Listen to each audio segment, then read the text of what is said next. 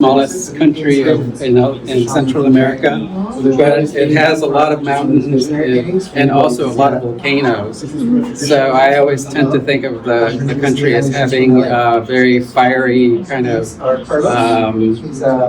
fiery elements to it, but also the people that live there. This piece is called Drift, and I made this piece last year, and I wanted to kind of create a piece that was kind of a reflection of how I feel the things that are happening to our culture, but not just the people from El Salvador, but just the Latino culture in some ways, and how we're being told to assimilate even more, and also kind of rewriting or diminishing our own histories in some ways. And so I wanted to kind of use an individual, the little girl, to kind of represent not only the future, but also just talk about like what they're wearing, and and taking pride of who we are in some ways, and kind of using a boat in some ways of how they're floating in this water, and they may feel like they're alone in some ways, but the culture that they carry and who they are is keeping them company,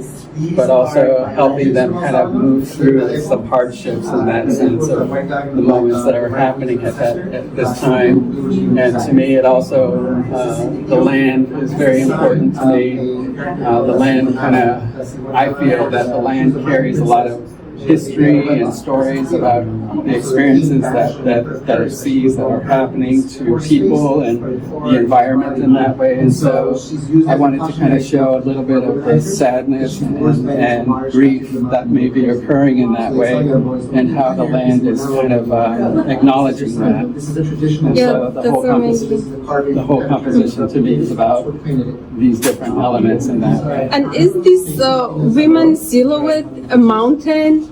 It's both. Oh, that's amazing.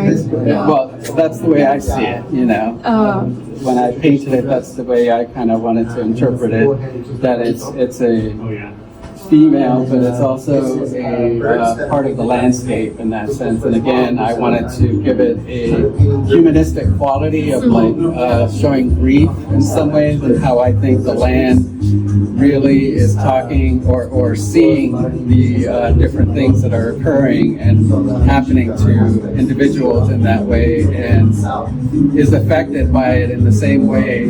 Yet we may not see it in that sense, but I personally think that the land is a witness to a lot of the things that have happened to individuals in the past, and the things that are happening now in that sense, and that they carry a lot of the history.